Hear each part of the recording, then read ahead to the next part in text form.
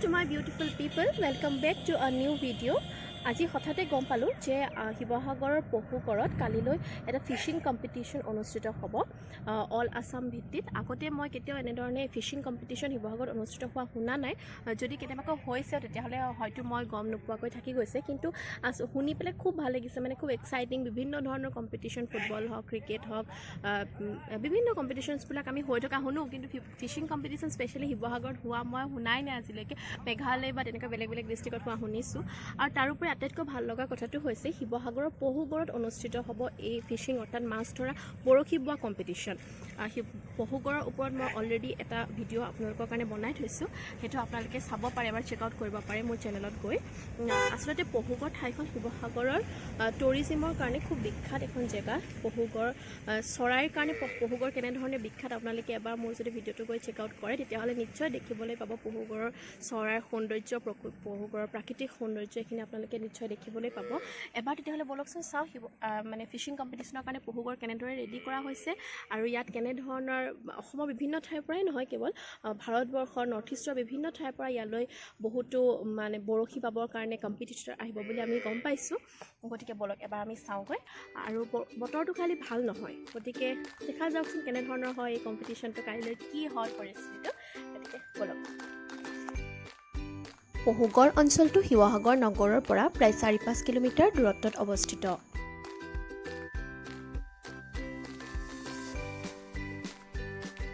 শিৱসাগৰ নগৰৰ ফালৰ পৰা গ'লে শিৱসাগৰ অসামৰিক চিকিৎসালয় পাৰ হৈ ঐতিহাসিক মানকটা আলিয়েদি কিছুদূৰ সোমাই গৈ এই পহুগড় অঞ্চলটো পোৱা যায়।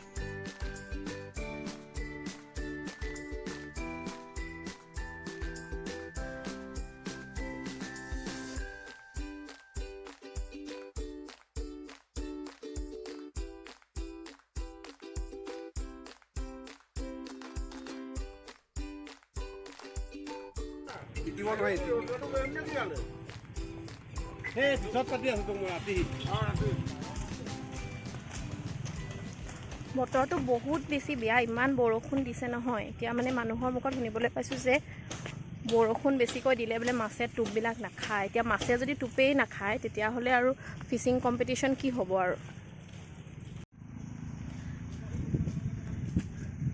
এইখনেই হৈছে ঐতিহাসিক পহুগড়, আৰু এই পহুগড়ত এতিয়া এনেধৰণেই তেওঁলোকে বৰশী কম্পিটিশ্যনৰ কাৰণে আচলতে ৰেডি কৰি আছে, কাৰণ কাইলৈ বহুতো অতিথি আহিব ইয়ালৈ। তেনেধৰণে তেওঁলোকে বহাৰ ব্যৱস্থা কৰি দিব, কি কৰি দিব সেইখিনি চাবৰ কাৰণে আচলতে ইতিমধ্যে আমি এইমাত্ৰ লগ পায়েই আহিলোঁ যে বহুকেইজন প্ৰশাসনিক বিষয়াও ইয়াতে আচলতে উপস্থিত হৈছিলহি আহি, আৰু তেওঁলোকে ইয়াৰ মানে চোৱা চিতা কৰি থৈ গ'লহি যে কেনেধৰণে সেইখিনি ব্যৱস্থা কৰিব। কিন্তু বৰষুণ যাক যে দিছে নহয়, সেইটোহে আচলতে চবতকৈ বেয়া লগা কথা হৈছে, কাৰণ কেইবাজনো মানুহৰ মুখত শুনিলোঁ অলৰেডি মই যে বৰষুণ দি থাকিলে মানে মাছে মানে টোপবিলাক নাখায়। গতিকে ইমান দূৰ দূৰৰ পৰা বৰশী বাবৰ কাৰণে লোকসকল আহিব, কিন্তু যদি আৰু বৰশীত মাছেই নালাগে তেতিয়াহ'লে কম্পিটিশ্যনটো গোটেই খেলি মেলি হৈ নাযাব জানো। কিন্তু যিয়েই নহওক, অসমৰ বিভিন্ন ঠাইৰ পৰা হওক, নৰ্থ ইষ্টৰ বিভিন্ন ঠাইৰ পৰা হওক, যিসকল লোক ইয়ালৈ আহিব তেওঁলোকে অসমৰ আচলতে শিৱসাগৰ জিলাৰ পৰ্যটনতো ইয়াৰ যথেষ্ট প্ৰভাৱ পৰে। পহুগড় শিৱসাগৰ জিলা পৰ্যটনৰ এটা গুৰুত্বপূৰ্ণ ক্ষেত্ৰ আচলতে। অলৰেডি আপোনালোকক মই ইয়াৰ আগৰ ভিডিঅ'টোতো বাৰে বাৰে দেখুৱাইছোঁৱেই যে ইয়াত মাছৰ কাৰণে হওক আৰু বিভিন্ন প্ৰজাতিৰ চৰাইৰ কাৰণে হওক পহুগড়খন খুব বিখ্যাত। আৰু এই ঠাইখন আচলতে আহোম ৰজাৰ দিনৰ প্ৰথমখন মুকলি চিৰিয়াখানা বুলি কোৱা হয়। আহোম ৰজাই ইয়াতে গড় বান্ধি জনসাধাৰণৰ কাৰণে ইয়াতে এখন চিৰিয়াখানা সজাইছিল, মুকলি চিৰিয়াখানা। ইয়াতে কোনো তেওঁলোকে বন্দী কৰি জন্তুখিনিক ৰখা নাছিল, মাত্ৰ চাৰিওকাষে যিটো পহুগড় বুলি আচলতে কোৱা হয়, গড় বান্ধি তাৰ ভিতৰত জন্তুখিনি ৰাখি এখন মুকলি চিৰিয়াখানা। এছিয়া মহাদেশৰ ভিতৰতে এখন আচলতে প্ৰথম মুকলি চিৰিয়াখানা আছিল, আৰু সেই ঠাইডোখৰ এতিয়াও সেইকাৰণে ঐতিহাসিকভাৱে যথেষ্ট গুৰুত্বপূৰ্ণ। আৰু সেই ঐতিহাসিকভাৱে গুৰুত্বপূৰ্ণ নেচাৰেল বিউটি থকা এই জেগাডোখৰত আচলতে সেইকাৰণে এখন বৰশী কম্পিটিশ্যন অৰ্থাৎ ফিচিং কম্পিটিশ্যন পাতিবলৈ লৈ পেলাই অসম চৰকাৰৰ ফালৰ পৰাই হওক বা যিয়ে এই গুৰুত্বপূৰ্ণ প্ৰচেষ্টাটো হাতত লৈছে তেওঁলোকৰ ফালৰ পৰাই যিটো এই গুৰুত্বপূৰ্ণ প্ৰচেষ্টাটো মানে গুৰি ধৰা হৈছে, তেওঁলোকে অসমৰ পৰ্যটন ক্ষেত্ৰখনলৈ কাৰণে অৰ্থাৎ শিৱসাগৰৰ পৰ্যটন ক্ষেত্ৰখনৰ কাৰণে তেওঁলোকে যথেষ্ট এইটো গুৰুত্বপূৰ্ণ অৱদান আগবঢ়াইছে বুলি আচলতে আমি ক'ব পাৰোঁ। গতিকে এবাৰ বলকচোন চাওঁ আৰু কি আগবাঢ়িছে।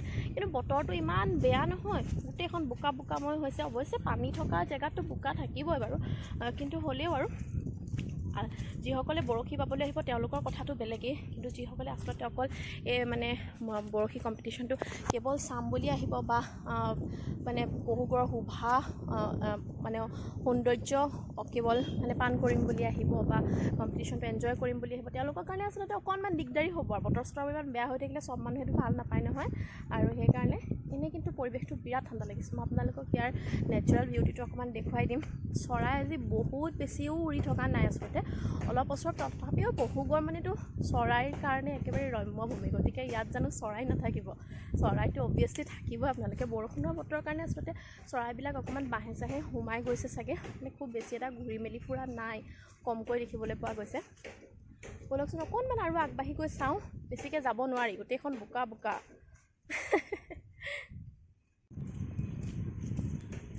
চাৰিওকাষৰ পৰিৱেশটো চাই আচলতে ইমান ভাল লাগিছে নহয়, গতিকে মানে ইয়ালৈতো আৰু পৰ্যটক নহাৰ প্ৰশ্নই নুঠে। অসমৰ তথা নৰ্থ ইষ্টৰ, ভাৰতবৰ্ষৰ বিভিন্ন পৰ্যটকৰ মাজত ঠাইখন আৰু অলপ আকৰ্ষণীয় কৰি তুলিবৰ কাৰণে আচলতে ফিচিং কম্পিটিশ্যনকে আদি কৰি এনেধৰণৰ কম্পিটিশ্যনবিলাকৰ যথেষ্ট গুৰুত্ব আছে। তাৰ লগতে আৰু এটা কথা আপোনালোকক কওঁ, আজি নগাঁৱৰ পৰা অহা এজন প্ৰতিযোগীক আমি ইতিমধ্যে লগ পাই আহিছোঁ। তেখেতে ইয়াৰ কাইলৈৰ কম্পিটিশ্যনৰ কাৰণে খুব মানে ভালকৈ ৰেডি হৈছে। আচলতে তেখেতে আমাক জনালে যে বিভিন্ন প্ৰজাতিৰ মাছবোৰে বেলেগ বেলেগ ধৰণৰ আচলতে টোপবিলাক তেওঁলোকে গ্ৰহণ কৰে, অৰ্থাৎ সকলো মাছে একে টাইপছৰ টোপ দিলে মানে বৰশীত নালাগে। গতিকে তেওঁ আমাক জনালে যে তেওঁ শিদল বুলি যিটো কোৱা হয়, শিদল মাছ আৰু আপোনাৰ পলু ব্যৱহাৰ কৰি তেওঁ নিজৰ বৰশীৰ কাৰণে তেওঁ টোপটো ৰেডি কৰি আছে। আৰু সেই বিশেষ যিজন প্ৰতিযোগীৰ কথা ক'লোঁ, তেখেতৰ নাম তেতিয়া মই মেনশ্যন কৰিবলৈ অকণমান বেয়া পাইছোঁ, যিহেতু তেখেত কাইলৈ কম্পিটিশ্যনৰ এটা পাৰ্ট হয়। তেখেতে আমাক জনাইছিলে যে তেখেতে মেঘালয়ৰ উমৰাংচু যিটো ভাৰত বিখ্যাত যিটো ফিচিং কম্পিটিশ্যন অনুষ্ঠিত হয়, যিটোত স্পেচিয়েলি আপোনালোকৰ গাড়ী বা তেনেধৰণৰ মানে খুব ডাঙৰ এটা ফিচিং কম্পিটিশ্যন আছিলে, গাড়ী চাৰি এইবিলাক তেওঁলোকে এৱাৰ্ড হিচাপে ঘোষণা কৰে। সেই ফিচিং কম্পিটিশ্যনটোতো তেখেতে অংশগ্ৰহণ কৰিছে কেইবাবাৰো আৰু পুৰস্কৃতও হৈছে। গতিকে তেখেতৰ পৰা আমি আচলতে কিছুমান নতুন নতুন কথা শিকিলোঁ যে বেলেগ বেলেগ ধৰণৰ মাছে বেলেগ বেলেগ ধৰণৰ টোপ গ্ৰহণ কৰে, বা এনেকুৱা বৰষুণৰ বতৰত আচলতে দিগদাৰ অকণমান, মানে বৰষুণ টুপকৈ পৰি থাকিলে পানীত মাছে টোপটো নলয়, কিন্তু বৰষুণ শেষৰ পাছতেই যদি কেনেবাকৈ অকণমানকৈ হ'লেও ৰ'দটো ওলায়, তেতিয়া কিন্তু মাছবিলাক খুব আহে টোপ খাবলৈ। গতিকে যদি আজি বৰষুণৰ পাছত কাইলৈ কেনেবাকৈ ধুনীয়াকৈ ৰ'দ এচাতি ওলায়, তেতিয়াহ'লে কিন্তু কম্পিটিশ্যনটো খুব ভাল হ'ব। গতিকে দেখা যাওকচোন কাইলৈৰ কম্পিটিশ্যনটো কেনেকুৱা হয়, কিমান মানুহ গোট খায়, কিমান কম্পিটিটৰ আহে আমাৰ শিৱসাগৰলৈ, পহুগড়লৈ ফিচিং কম্পিটিশ্যনত অংশগ্ৰহণ কৰিবলৈ।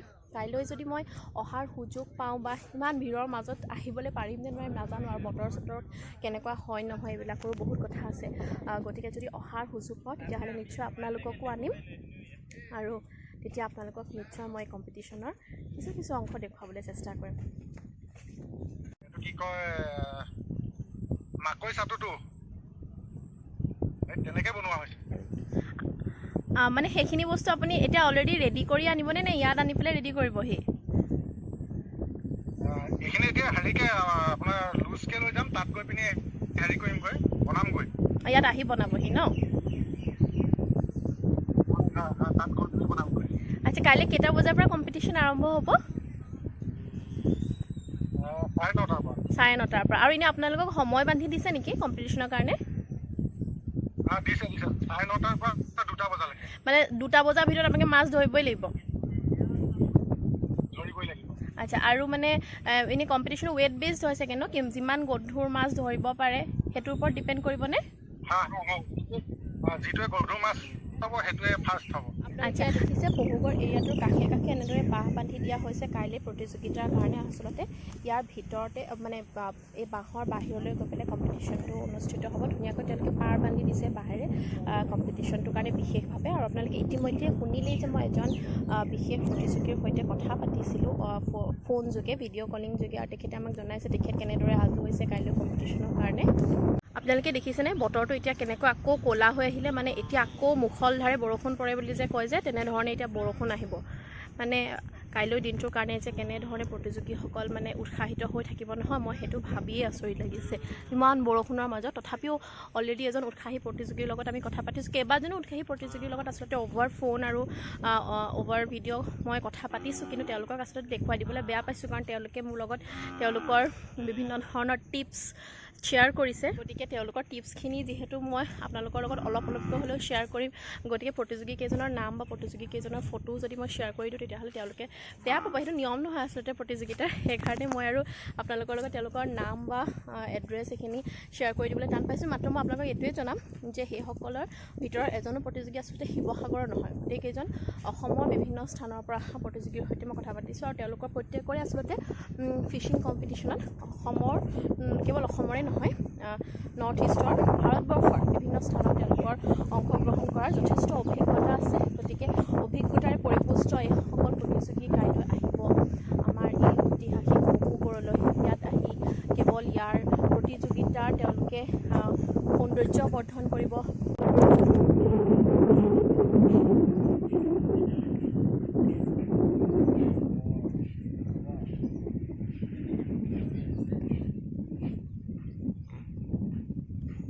পহুগড় হৈছে প্ৰকৃতি আৰু প্ৰাকৃতিক সৌন্দৰ্যৰ ৰম্যভূমি ইয়াত খন্তেক সময় থিয় হৈ থাকিলেও এনে কিছুমান প্ৰাকৃতিক সৌন্দৰ্যৰে ভৰপূৰ দৃশ্য দেখিবলৈ পোৱা যায় নহয় মনবোৰ একেবাৰে প্ৰফুল্লিত হৈ উঠে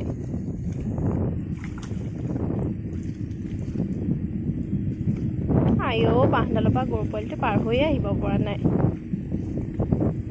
খুব চেষ্টা কৰিব এতিয়া পাৰ হ'বলৈ